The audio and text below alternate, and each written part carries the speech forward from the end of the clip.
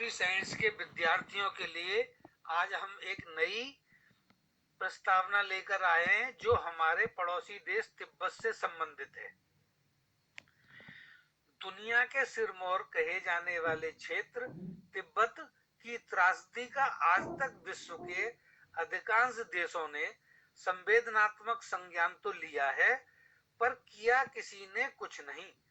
भौगोलिक स्थिति के कारण अक्सर यह देखा जाता है कि एक सिरमौर क्षेत्र कोई न कोई विशेषता अवश्य लिए होता है। वहां की जनता का मानस भी स्वच्छ, विकसित, विशेष गुणों से सुसज्जित होता है।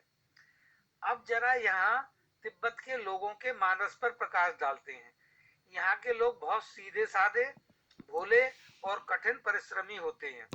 खेती बाड़ी के अतिरिक्त पशुपालन ही इनकी जीविका का मुख्य साधन है। प्राकृतिक संसाधन की संपन्नता एवं पर्वत श्रृंखलाओं से घिरा ये पठारी क्षेत्र कई प्रमुख नदियों का उद्गम स्थल भी है। सन 1920 तक यहाँ की शासन व्यवस्था राजवंशों के हाथों में थी और यहाँ के लोग बौद्ध धर्म के अनुयायी, संस्कार युक्त, व्यवहारिक व शांतिप्रिय हैं। पुरातन तिब्बत के इतिहास पर यह दृष्टि डाली जाए तो यह धारणा प्रचलित है कि महाभारत युद्ध के उपरांत कौरव सेना के एक जीवित सेनापति ने इस क्षेत्र को अपना आश्रय स्थल बना लिया था। 1920 में राजवंश की समाप्ति के बाद तिब्बत एक स्वतंत्र राज्य बन गया। 1933 आते आते तिब्बत ने आधुनिकता की तरफ कदम बढ़ाने शुरू कर दिए थे, परंतु शायद भाग्य को कुछ और ही मंजूर था। तिब्बत के दुर्भाग्य की कहानी सुनने से पहले तिब्बत के इतिहास व भूगोल पर थोड़ा और नजर डाल लेते हैं। तिब्बत बर्फीली पहाड़ी श्रृंखलाओं से घिरा पठारी क्षेत्र है जो समुद्र तल से लगभग 4950 मीटर की ऊंचाई पर स्थित दुनिया का सबसे ऊंचा पठारी क्षेत्र है, जिसका क्षेत्रफल 4.2 मिलियन स्क्वायर किलोमीटर है और जिसकी संख्या लगभग 6.5 मिलियन है। तिब्बत की जनता बौद्ध धर्म अंगीकार कर चुकी है और भगवान गौतम बुद्ध के अतिरिक्त किसी अन्य शक्ति की उपासना नहीं करती है। यहाँ की एक परंपरा है जिसे लामा संचालित व्यवस्था या लामा परंपरा कहा जाता है। लामा परंपरा का उदय 14वीं सदी से ही शुरू हो गया था। लामा तिब्बती बौद्ध धर्म के सबसे नए स्कूल के महत्वपूर्ण भिक्षुओं को कहा जाता है। समस्त पूजा पद्धतियों में, धार्मिक आयोजनों में, सांस्कृतिक कार्यक्रमों अथवा राजनीतिक क्रियाकलापों में लामाओं की राय अति महत्वपूर्ण मानी जाती है तथा उनकी ऐसे आयोजनों में उपस्थिति बहुत ही शुभ व आवश्यक मानी जाती है। लामा परंपरा के अंतर्गत प्रथम लामा, जिन्हें हम दलाई लामा कहते हैं, उनका नाम था गेदुन दुर्पा, जिनको 1391 ईस्वी में पहले दलाई लामा बनने का गौरव प्राप्त है। यह इस पद पर मृत्यु परंत 1474 ईस्वी तक प्रतिष्ठित रहे। आज जो दलाई लामा है, इनका नाम तेंजिंग ग्यात्सो है। यह 14वें दलाई लामा है। यह इस पद पर 22 फरवरी 1940 को प्रतिष्ठित हुए थे।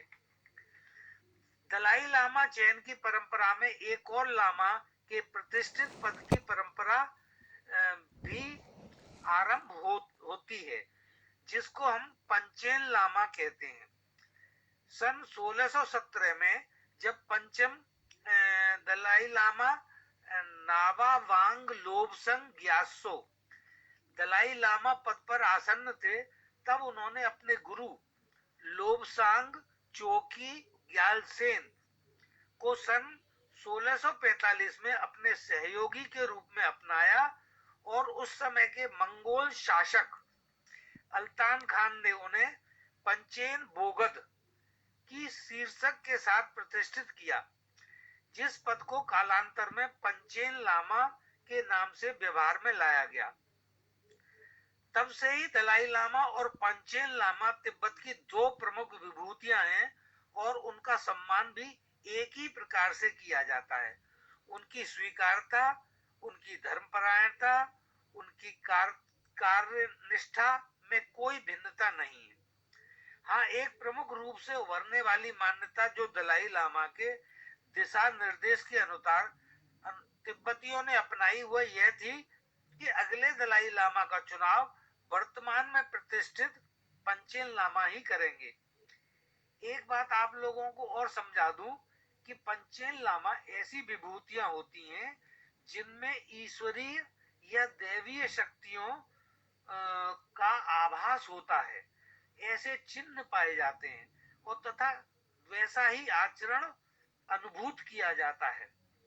ऐसी विभूतियों का चुनाव पूरे देश में किसी भी जगह से पूरी जांच परख और स्वीकार्यता के साथ किया जाता है। वर्तमान में चुने गए 11वें पंचेन लामा गेदुन चोकोई नेम्मा को आज के 14वें दलाई लामा ने 14 मई 1995 को अनुमोदित किया था, जो उस समय मात्र 6 साल के थे। अनुमोदन के 3 ही दिन बाद चीन ने उनका अपहरण करा लिया और यह माना जाता है कि वो दुनिया के सबसे छोटे राजनीतिक कैदी हैं और आज 25 साल बाद भी चीन उनको लौटाने को तैयार नहीं है। पूरी दुनिया ने चीन की इस हरकत की आलोचना की है, पर चीन को कोई फर्क नहीं पड़ता। उल्टे उसने एक छद्म पांचेन लामा जिसका नाम ग्यालसेन नोरबू है को तिब्बतियों को यह करके सौंप दिया कि यही है आप लोगों का पांचेन लामा। 31 साल का हो गया, इसलिए आप लोग इसे पहचान नहीं पा रहे हो। वास्तव में चीन का उद्देश्य तिब्बत की उस धार्मिक डोर को तोड़ना है जिससे तिब्बती बंधे हुए हैं। चीन जानता है कि छद्म पांचेन लामा उसी के सहारे पे काम करेगा और इसी धार्मिक भावना के सहारा लेकर चीन तिब्बत के सारे तंत्र को नष्ट कर सकेगा। तिब्बत के लोगों की मान्यताओं पर यह कितना बड़ा कुठाराघात है। दूसरी बहुत बड़ी विडंबना यह है कि 15वें दलाई लामा का चुनाव इन 11वें पांचेन लामा द्वारा ही मान्य व संभव है। तो यहाँ देखा आपने, चीन ने तिब्बत की लामा प्रथा समाप्त करने की अपनी कामयाब चाल चल दी है। संभवतः हमें अगले दलाई लामा देखने को नहीं मिले। धार्मिक मान्यताओं परंपराओं से बंधे इस देश की मुश्किलें यहीं समाप्त नहीं होती, साथ साथ चलने वाला कुछ अन्य घटना क्रम भी आपके सामने प्रस्तुत है। साल है 1949। चीन तिब्बत पर आक्रमण कर देता है और चेयरमैन माओ, जो चीन की विस्तारवादी नीति के प्रथम जनक कहे जाते हैं, उनको हर हालत में तिब्बत चाहिए, क्योंकि उनकी विस्तारवादी नीति का प्रमुख और सॉफ्ट टारगेट तिब्बत ही है। उनकी तिब्बत प्राप्ति का एक और उद्देश्य यह भी था कि उन्हें सेंट्रल एशिया और भारत में भी घुसने का अवसर मिल सकता है। 1962 का युद्ध इस बात का गवाह है कि माओ की महत्वाकांक्षा ने हमसे अरुणाचल प्रदेश और लद्दाख का बहुत बड़ा भूभाग तथा अक्साई चीन हमसे हड़प लिया और आज भी चीन के कदम रुक नहीं रहे हैं। 1949 के आक्रमण से पहले चीन ने तिब्बतियों को तरह तरह के लालच दिए थे। बहुत से तिब्बती गद्दारों ने चीन की हाँ में हाँ मिलाई और बाद में चीन का साथ भी दिया। 23 मई 1951 को 17 पॉइंट एग्रीमेंट के अनुसार तिब्बत को चीन में मिला लिया गया और इसके बाद चीनियों ने तिब्बतियों पर ऐसे ऐसे भयंकर अत्याचार शुरू कर दिए जिसका विश्व में दूसरा कोई उदाहरण नहीं मिलता। देखिए, 1,73,221 तिब्बती शारीरिक यातनाओं में मार डाले गए। 1,56,758 तिब्बतियों का कत्ल कर दिया गया और 4,32,705 तिब्बती जो चाइनीज लोगों के कब्जा रोकने के लिए गए थे, उनको मार डाला गया। और हद देखिए कि चीन ने 3,42,900 तिब्बतियों को भूखा और 92,731 को सबके सामने चौराहे पर मार डाला। और लगभग 9,002 तिब्बतियों ने जुल्मों से तंग आकर आत्महत्याएं कर ली। तिब्बतियों के अधिकांश मठ, सांस्कृतिक पहचान के चिन्ह और धार्मिक संस्थाओं आदि को चीनियों ने नष्ट कर डाला। आखिरकार 1959 तक चीन ने तिब्बत पर पूर्ण रूप से कब्जा कर लिया और सारे विद्रोहियों को या तो मार डाला गया या भगा दिया गया या फिर गायब करा दिया गया।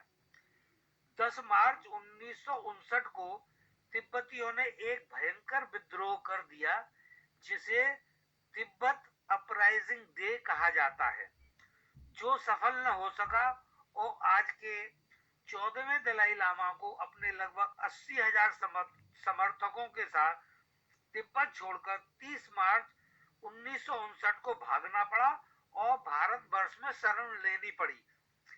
आइए तिब्बत के बारे में एक महत्वपूर्ण बात और जान लेते हैं कि भारतवर्ष में तिब्बत की एक निर्वासित सरकार भी चल रही है, जिसकी स्थापना 28 अप्रैल 1959 को 14वें दलाई लामा, जो आज के दलाई लामा हैं, उनके द्वारा ही कराई गई। और वही इस सरकार, जिसे हम केंद्रीय तिब्बती प्रशासन CTA भी कहते हैं, के प्रमुख थे, जिसके पहले राष्ट्रपति एक बौद्ध भिक्षु लुसांग तेंजिन रहे तथा वर्तमान में इस पद पर श्री लोबसांग सांगे आसीन है। और यह CTA सरकार तिब्बती निर्वासित मतदाताओं द्वारा चुनी गई है और भारत सहित कई देशों द्वारा दी गई आर्थिक मदद या चंदा से चलाई जाती है। विश्व के अनेक देश तिब्बत को एक स्वायत्त क्षेत्र मानते हैं, परंतु चीन इसे अपना क्षेत्र मानता है और इसकी निर्वासित सरकार को कोई मान्यता नहीं देता। मिलिट्री साइंस के विद्यार्थियों, यहाँ कुछ और तथ्य बताना भी आवश्यक है। देखिए, 1948 तक तिब्बत भारतवर्ष की प्रोटेक्टोरेट स्टेट हुआ करता था, क्योंकि धार्मिक व सांस्कृतिक मान्यताओं और भावनाओं की समरूपता के कारण तिब्बत भारतवर्ष के अत्यधिक नजदीक था। किसी प्रकार के आक्रमण, सुरक्षा या संकट में तिब्बत की देखभाल भारतवर्ष की सरकार की ही जिम्मेदारी थी। पर जैसा कि हम पहले वीडियो में बता चुके हैं, हमारे देश के प्रथम प्रधानमंत्री का चीन के प्रति बड़ा प्रेम था और वह माओ की मंशा तिब्बत के संदर्भ में जो भी थी उसे भी अच्छी तरह जानते थे। चीन हर हालत में तिब्बत पर कब्जा कर लेगा, उन्हें यह भी पता था।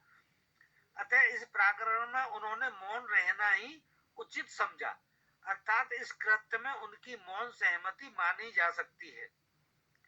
नेहरू जी का शायद यह स्वभाव ही था कि वो उद्दंड शक्तियों से मन ही मन डरते थे और दिखावे के लिए उन पर प्रेम दर्शाते थे। ऐसा विचार इसलिए आ रहा है कि दुष्ट प्रवृत्ति के लोगों से कोई क्यों प्यार या सद्भाव रख सकता है। यदि वह जरा सा भी शक्ति संवाद करना चाहते तो पूरा विश्व उनका साथ देता, क्योंकि पंडित नेहरू की विश्व के गणमान्य नेताओं में मान्यता थी और चीन का माओ तो उनके सामने कुछ भी नहीं था। अतः अंतर्मन में बैठे भय के कारण न वे चीन से तिब्बत बचा पाए, जिन्ना व अन्य पाक समर्थक मुसलमान नेताओं द्वारा दंगे कराए जाने के कारण न पाकिस्तान बचाने में सफल हो पाए तथा शेख अब्दुल्ला की उद्दंडता के चलते कश्मीर भी नहीं बचा पाए और चीन परस्त होने के उपरांत भी न अरुणाचल न अक्साई चीन को बचा पाए। कमजोर नेतृत्व के ये ऐसे नासूर हैं जिन्हें भारत सदियों तक याद करेगा। आज एक महत्वपूर्ण तथ्य जो तिब्बत के समर्थन में जाता है वह यह है कि रिपब्लिक ऑफ चाइना अर्थात ताइवान की सरकार जो तिब्बत की स्वायत्तता को स्वीकार करती है, दलाई लामा का सम्मान करती है और तिब्बत पर चीन के कब्जे का विरोध भी करती है, ये तिब्बत के भविष्य के लिए अच्छा संकेत है। परंतु हमारी तो ज्वलंत समस्या यह है कि चीन ने हमारे देश के बॉर्डर पर जो लगभग 3,800 किलोमीटर का है, उस पर घेरा डाल रखा है, खास तौर पर लद्दाख में गलवान वैली के आसपास, और वह भी अत्याधुनिक युद्ध सामग्री तथा समुचित सैन्य ताकत के साथ, जिसका विरोध करने हमें भी अपनी उतनी ही सैन्य शक्ति को रखना पड़ रहा है, जिसका दैनिक खर्च अरबों रुपए में हमारे देश को व्यर्थ में ही उठाना पड़ रहा है। सामान्य स्थिति में यह धन देश के विकास कार्य में ही लगता। पता नहीं ये तनावपूर्ण स्थिति कब तक बनी रहेगी। आपसी आधिकारिक वार्ताएं निरंतर कई कई घंटों तक चल रही हैं, परंतु लगता है ऐसी वार्ताओं का कोई हल नहीं निकलने पाएगा, क्योंकि आप चीन की फितरत को अच्छी तरह जानते हैं। एक धूर्त देश से और क्या उम्मीद कर सकते हैं आप। अब विद्यार्थियों, वस्तु स्थिति आपके सम्मुख उपस्थित कर दी है। युद्ध का तनाव भी युद्ध से कम भयावह नहीं होता है। चीन की इस घृष्टता और उससे बचाव के बारे में केस स्टडी क्या कहती है और क्या संभावित समाधान आप लोग निकालते हैं, बताइए। विद्यार्थियों, आपके समाधान मेरे पास आ चुके हैं। इसमें दिए गए प्रमुख बिंदुओं पर प्रकाश डालते हैं।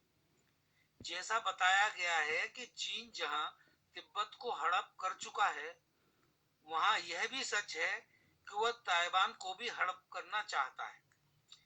एक तथ्य पर और ध्यान दीजिए कि ताइवान की राष्ट्रपति सुश्री साई इंग वेन और तिब्बत के प्रधानमंत्री लोबसंग सांगे में कई समानता हैं। धार्मिक दृष्टि से दोनों बौद्ध धर्म के अनुयायी हैं। दोनों ने विदेशों में पढ़ाई की है। बाहरी नेताओं से उनके अच्छे संबंध हैं। दोनों में स्वयं भी अच्छे संबंध हैं। पर जहां साई इंग वेन का सवाल है, वे एक कुशल राजनीतिक नेता बनकर उभरी हैं, ताइवान को एक आर्थिक शक्ति बना चुकी हैं और चीन की आए दिन की धमकी के आगे बिल्कुल नहीं झुकी हैं और चीन को प्रत्युत्तर देने को सदैव खड़ी हैं। और विश्व के अधिकांश देश और खास तौर से वर्तमान में क्वाड देश पूरी तरह उनके साथ हैं। यह भी बता दें कि वह इस पद पर 2 बार ताइवान में चुनी जा चुकी हैं। वहीं लोबसांग भी 2 बार अपनी निर्वासित सरकार में चुने जा सके हैं, पर ऐसा कोई शौर्य इनमें नजर नहीं आता कि वो अपने देश के लिए विश्व मंच पर कोई ऐसी छाप छोड़ दें जो लोग उन्हें गंभीरता से लें। आज जबकि पूरा विश्व चीन के खिलाफ है, ऐसे हितकर माहौल का भी लोबसांग फायदा नहीं उठा पा रहे। कुछ मीडिया चैनल पर तो वो अपना दुखड़ा रोज रोते नजर आते हैं, पर विश्व पटल पर ऐसा नहीं लगता कि वह अपने देश की स्वतंत्रता के लिए मरने मारने वाले प्रयास कर रहे हों। और ऐसा लगता है कि तिब्बती जो सन 1959 में दलाई लामा के साथ भागकर आए थे, वह भारतवर्ष में अच्छी तरह से रच बस गए हैं और अपनी मेहनत और योग्यता की वजह से तिब्बती यहाँ संपन्न हो गए हैं। उनकी ऐसी तरक्की तिब्बत में शायद संभव नहीं थी। भारतवर्ष की तो अतिथि देवो भव की परंपरा आदिकाल से रही है। हम तो यहाँ रहने से आपको मना नहीं करेंगे, क्योंकि आप शरणागत हैं, परंतु आपको अपने स्वाभिमान का सम्मान बनाए रखते हुए अपने देश की स्वतंत्रता प्राप्ति के प्रति पैदा हुई आग को ठंडा नहीं पड़ने देना चाहिए। यही मौका है। सारे देश आपका साथ देंगे। अमेरिका ने तो अपनी संसद में तिब्बत को स्वतंत्र राष्ट्र की मान्यता देने का प्रस्ताव पारित भी कर दिया है। तिब्बती सरकार यदि स्वतंत्रता के लिए उद्विग्नता दिखाए तथा प्रदर्शन आदि करे, तो आज क्वाड देश भी अपनी संसद में ऐसा प्रस्ताव तुरंत लाकर तिब्बत को स्वतंत्र राष्ट्र घोषित करने की तैयारी कर सकते हैं। हमारे देशवासियों को यह बात बहुत खटक रही है कि तिब्बत की निर्वासित सरकार को भारत में रहते हुए चीन से क्यों डर लग रहा है। क्यों नहीं कहते हैं कि चीन जहां डेरा डाले पड़ा है वह पूरा क्षेत्र लद्दाख से अरुणाचल तक तिब्बत का क्षेत्र है। सारी सीमा तिब्बत की है। इसका चीन से कोई संबंध नहीं है। चीन जिसे चीन अपनी बताए चला जा रहा है। तिब्बती सरकार इस मुद्दे को अंतरराष्ट्रीय मंच पर अथवा संयुक्त राष्ट्र तक क्यों नहीं पहुंचा रही है, यह आश्चर्य का विषय है। हालांकि तिब्बत के कुछ विशेष दस्ते भारतीय सेना के साथ इन क्षेत्रों में युद्ध के लिए तैयार हैं और तैनात हैं, पर निर्वासित सरकार क्यों सोई पड़ी है। तिब्बतियों को कुछ तो करना चाहिए। इन्होंने तो कभी भारत में स्थित चीनी दूतावास के सामने प्रदर्शन तक नहीं किए, जबकि इनके सामने आज बहुत अच्छा मौका है, क्योंकि चीन चारों तरफ से आलोचनाएं झेल रहा है। सोचिए, इनके वो परिवारीजन जो तिब्बत में ही रह गए हैं, वह चीन की यातनाएं कब तक सहते रहेंगे। तिब्बती आज संकट में यही आगे नहीं आएंगे तो संसार के अनेक देश कैसे इनकी सहायता कर पाएंगे। इस सीमा विवाद पर दलाई लामा भी अपना विरोध प्रदर्शित कर सकते हैं। विश्व के समस्त राष्ट्राध्यक्ष उनका सम्मान भी करते हैं। उन्हें भरपूर समर्थन भी मिलेगा। विद्यार्थियों, आपके विचारों का सार हमने यहाँ दे दिया है। आशा है आपके विचार तिब्बत की निर्वासित सरकार तक भी पहुंच जाएंगे। हाँ, अंत में एक बात हम और बताना चाहते हैं कि केस स्टडी पार्ट 2 में एक विद्यार्थी का बहुत महत्वपूर्ण समाधान हमें पिछले एपिसोड में बाद में मिला था, जिसमें चीन पर अर्थदंड लगाने की युक्ति बताई गई थी। इस विद्यार्थी के महत्वपूर्ण प्रस्ताव का यहाँ जिक्र करते हैं। इसमें कहा गया है कि संयुक्त राष्ट्र से कोई उम्मीद नहीं करनी चाहिए। पीड़ित देशों में जहां चीनी निवेश किया गया है, यदि चीन इन देशों से अपने इन्वेस्टमेंट की ब्याज या किस्त मांगता है, तो उन देशों का अपने यहाँ पीड़ित नागरिकों का हवाला देकर चीनी इन्वेस्टमेंट वापसी को सख्ती से इनकार कर देना चाहिए और चीनी इन्वेस्टमेंट को अपने नागरिकों की जान माल के नुकसान की भरपाई में लगा देना चाहिए। आशा है ये वीडियो आपको पसंद आया होगा। कृपया इसे लाइक शेयर करें और इस चैनल को सब्सक्राइब करें, जिससे आपको अगली नोटिफिकेशन जल्दी मिल सके। धन्यवाद। जय हिंद।